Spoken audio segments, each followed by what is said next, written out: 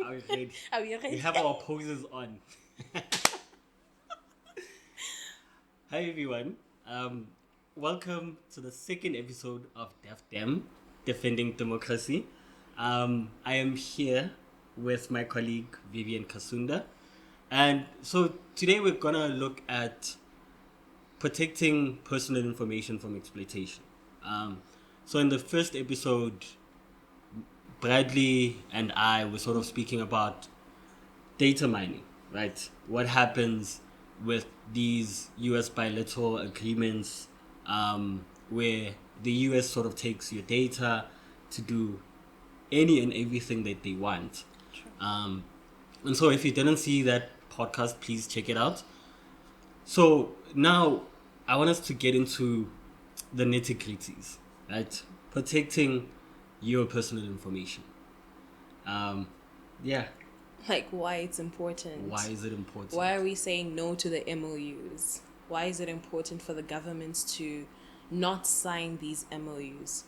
So basically, I think it's important to understand how deep data protection goes, because with your personal data going out there, like with the MOU saying that, okay, we'll have access to your health records, we'll have access to your personal information. When you go to the clinic, they ask for your ID number. You give them your ID number, or passport number, whatever it is, in order for them to assist you. And it goes deeper than that, because now if a totally different government has this information, there's no telling what they're going to do. Yes. You'll find that, you can even have issues like electronic transactions taking place and you not knowing where in the world that's happening. Also, the fact that these MOUs are non-binding. They're non-binding on these member states. How do you then ensure accountability and transparency? How are you going to apply international law and international standards to these MOUs? So you have, a broad range of questions arising from these agreements that the US wants to make with, the African countries. So yeah, I think for me, there's a lot that's going into data protection and, the information that the US wants to get from us. Yeah. And I think you touched on a very valuable point around accountability, right? So in some of our jurisdictions, there's legislation that sort of protects your personal information. So it sort of gives out guidelines on how long that information is stored. If it is collected, it's collected for a specific purpose and not anything else. For example, if an insurance company comes to me and says, okay, we're gonna offer you car insurance, and I'm like, cool. Here's my personal information. Here's all of this. They cannot now take that information and sell it off to a cell phone company or a gym company. They can't also use that information to now try and sell me something else. It was specifically for that car insurance. But these ones, there aren't any legal frameworks like that in place. So that information that was taken for, what's the term they used? Looking out for health or disease outbreaks. There isn't a guarantee that it's just going to be solely used for that, right? Could be used for surveillance. It could be used for other issues. And it also sort of leaves us in a legal limbo. To say, once that information leaves your country and goes to the US, who is liable to protect that information? Who owns that information? How long is that information stored? Because in some of the MOUs, there was a term that said the US would have this information to 10 to 25 years. That is a long time. What are we doing? That is a long time. For 10 to 25 years. That's one. Exactly. Two, you're protecting from disease outbreaks. What are you trying to say? Is it African countries, that are carrying these? Like, what exactly is that about? Yeah. There's a lot that's going into this. And, we need to really, really think about it, because, we have the Malibu Convention, for example, the AU Convention on Cybersecurity and Personal Data Protection within the region. but you have only 15 African states that have actually ratified that Malibu Convention. Oof. Only 15 out of 52, or is it 53 African? 54. 54. Listen to that. 54 African countries and only 15 have ratified. That's a big issue. Some of the issues that legal framework is trying to protect is issues such as consent, for example, confidentiality. States are obliged to seek consent for certain information that they have. They're obliged to hold the information with so much, protection and confidentiality. So now if they sign these MOUs over to, the US, then what's happening with that, obligation to protect data, the citizens' data? It's very, very, it's very tricky. Yeah. So how far is data protection actually happening with these US MOUs that are coming into our African countries? Yeah. And one of the things that happens with, when you give out your information is that you can at any time decide, I'm taking this information out, so I'm withdrawing this. You can't do the same thing with the US. No, you can't. So then it means, again, the issue of consent, right? And the funny thing is, so the US has an act where they sort of, they protect their data from being sold to what they term countries of concern, right? Yeah. But they don't want to do the same thing for us. I mean, so US again, is a country of concern, literally in this case. I mean, true. So now they're putting themselves first and making sure that we are lost and, we're being exploited, basically. But also, where does sovereignty come in? Yes. South Africa is a sovereign state. Malawi is a sovereign state. Why are we being forced to be, for lack of a better term, America's puppets? They're putting themselves first, as you've said. And what are you trying to say about us? Are we not good enough? Why can't they give us that information? Why is that information being protected? Why is that data being protected? And why is ours being exploited? You see, those are some of the questions that we need to start asking ourselves. And we need to start having these conversations. Yeah. And I think these are important conversations to have. Especially because, one thing that these MOUs do is that they circumvent the law. So, for example, I think it's Kenya and Uganda. Their laws expressly, is that the term? Expressly prohibit, health information going outside of the country. Exactly. Now, if this MOU is in place, it means they can easily circumvent that law. Again, it raises the issue of accountability. Yes. Right? How do you hold them accountable for having information that they're not supposed to have without, most importantly, your consent? Exactly. Right? They're putting themselves first. We're coming in last. And our countries are willingly smiling and taking that. And I think as citizens, we need to step back and say, actually, no, we are better than this. But also, where is the information going? We're unable to track.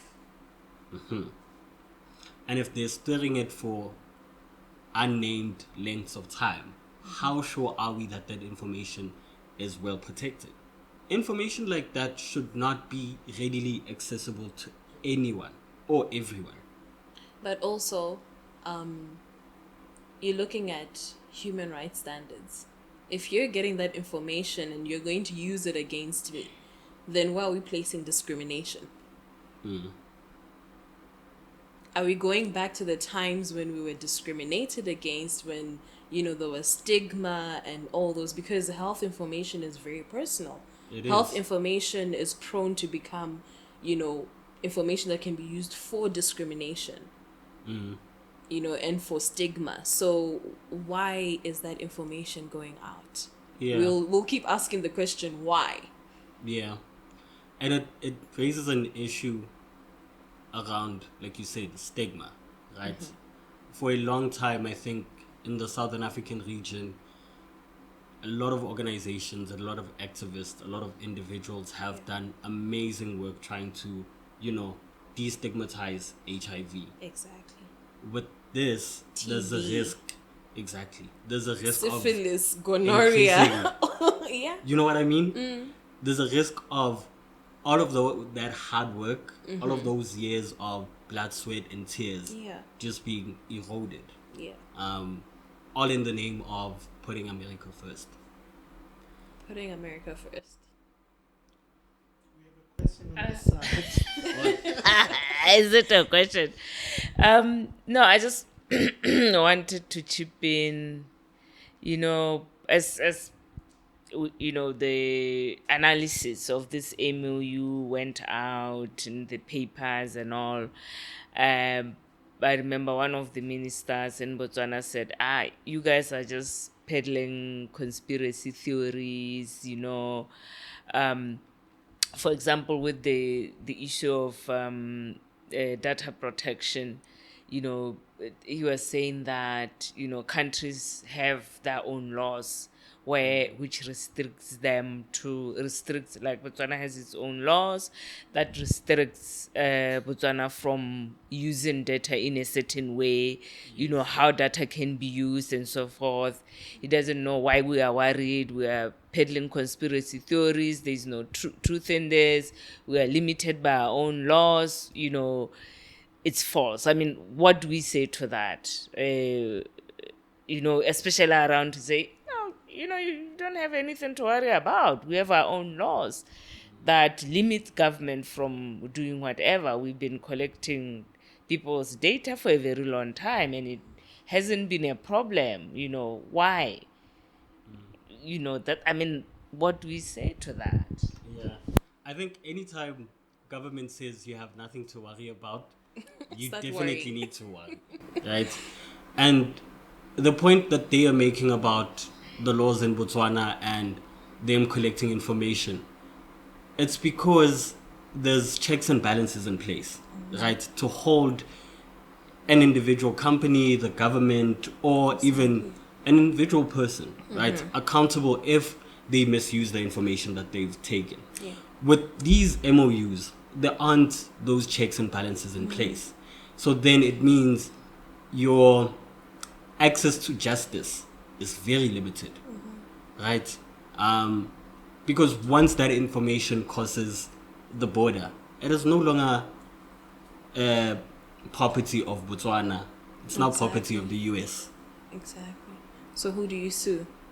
We go back to that question, like, who do you sue? Because at least with the laws in Botswana, like you're saying, you know that if it's a hospital, then you go and say, okay, this hospital violated my right to health, my confidentiality, my right to privacy, and they released information about my HIV status or my health status or whatever. But then, like you're saying, it's crossed over into another state. Who Yes. exactly are you going to sue? Do you sue the government of Botswana? Do you sue the US? How do you even go about it? Because remember, these MOUs are masked to bring some sort of benefit to the country. So what if the US then tells you, no, but we've given you aid? We've given you this. You can't then come back to us. You legally provided this information to us. You voluntarily gave us all this information. So why is your little citizen coming to sue us? Those are the questions that are now going to start coming up. So once again, who do you sue? Exactly. It gives the US carte blanche to do any and everything with your information. And they're not just collecting information of one person. It's citizens of a country, citizens of multiple countries. Yeah. Right? And the other issue with this whole MOU thing is the secretiveness around it. Yes. Right? No one wants to show us all the terms. No one wants to put out there what it actually means. Right?